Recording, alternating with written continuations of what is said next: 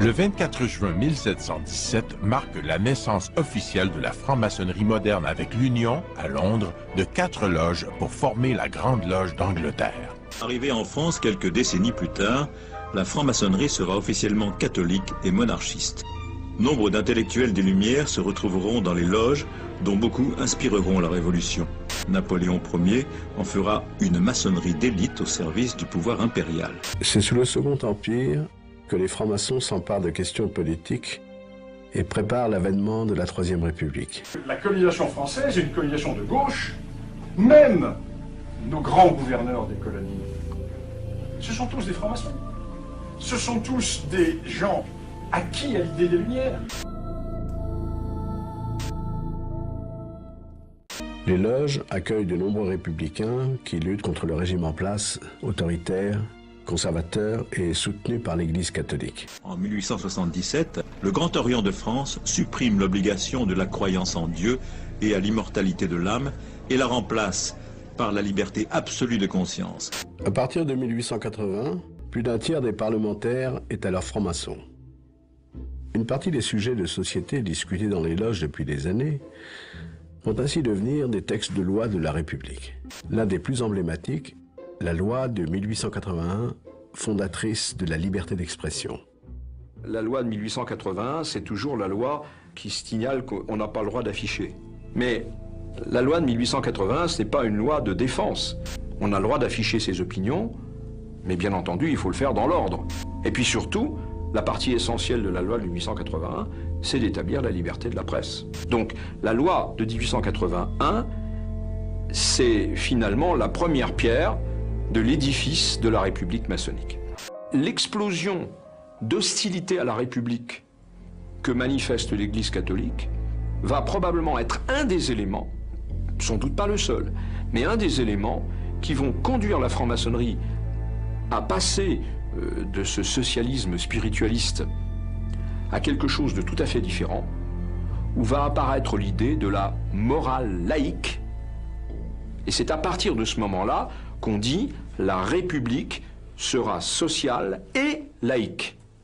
Parce qu'on a finalement acquis la conviction dans les milieux républicains, et singulièrement dans les milieux républicains et maçonniques, qu'on ne pourra jamais plus espérer concilier la République et l'Église catholique. La rupture avec l'Église s'amorce. Cette laïcisation de la société, c'est Jules Ferry, un franc-maçon, ministre de l'Instruction publique, qui l'entreprend. Il révolutionne l'enseignement. Désormais, l'école sera obligatoire, gratuite et laïque pour les enfants de 6 à 13 ans. Ce ne sont plus les curés qui enseignent, mais les instituteurs formés par la République dans les toutes nouvelles écoles normales. La bataille laïque se poursuit. Les francs-maçons font voter une loi autorisant le citoyen à choisir ses funérailles, civiles ou religieuses. Mais la loi qui va provoquer le plus d'hostilité des milieux conservateurs est celle que défend Alfred Naquet, un franc-maçon. En 1886, on a enfin le droit de divorcer. Après avoir laïcisé l'éducation, les républicains s'attaquent à l'armée, bastion supposé conservateur au cœur de la République.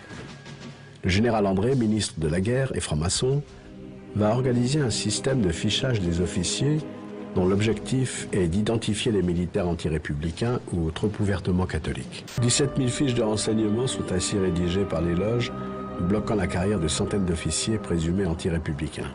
Il considère que la République, pour être véritablement républicaine, doit être démocratique, sociale, laïque et universelle. Émile Combes, un franc-maçon, qui avant de quitter le pouvoir achève son chef-d'œuvre, la séparation des églises et de l'État. En 1905, la République est définitivement laïque. Par la force de la loi, des curés sont expulsés, des couvents fermés, des congrégations interdites. Les biens de l'Église sont inventoriés. Les francs-maçons deviennent les ennemis désignés des mouvements conservateurs. Je dirais qu'il y a eu une alliance, non pas maçonnique, mais maçonnico-laïque peut-être, en tout cas laïque à coup sûr, pour parvenir à éjecter les socio-chrétiens du gouvernement. Ils considèrent que ce sont eux qui ont bâti la République et qu'ils doivent la défendre contre leurs ennemis. Le gouvernement français commande la réalisation d'un film de propagande au titre évocateur « Forces occultes ». Le scénario et la réalisation sont confiés à deux anciens francs-maçons, Jean-Marc Rivière et Paul Riche. Qui pouvait faire un film antimaçonnique mieux que deux francs-maçons? Ah, ça c'est la question. Et c'est la question qui fait que Force Occulte est resté ce film le plus étrange de toute l'histoire du cinéma, puisqu'il est le seul film antimaçonnique. Égalité entre les hommes et les femmes, laïcité, fraternité entre les peuples, les grandes révolutions sociales dans le monde ont souvent été influencées par les francs-maçons. La Déclaration des droits de l'homme et du citoyen serait née dans les loges. La grande république maçonnique, celle qui apporte la liberté d'association, la liberté de la presse, l'interdiction du travail de nuit des femmes et des enfants, l'abolition de l'esclavage et le suffrage universel. Dans les années 60 et 70, la franc-maçonnerie a probablement trouvé un nouveau moyen de s'insérer dans le jeu politique. Des loges ont été très actives et des francs-maçons ont été très actifs pour le vote de la loi sur la contraception ou pour le vote de la loi sur l'avortement. Dans les années 2000, la franc-maçonnerie cherche une nouvelle place dans le débat public. Au moment de l'affaire du voile islamique dans les écoles, la franc-maçonnerie, vigie de la laïcité, revient au premier plan. Beaucoup de maçons étaient favorables à la loi sur le voile à l'école pour protéger nos enfants. Nous partions du principe que nous souhaitions absolument, et coûte que coûte, protéger les consciences en formation, notre jeunesse, de toute influence extérieure, essentiellement religieuse. De toute façon, c'est un sujet qui est devant nous. L'application, la préservation de la laïcité dans notre façon de vivre ensemble. Donc la maçonnerie aura un cheval de bataille, quoi qu'il arrive, à l'avenir sur ce sujet.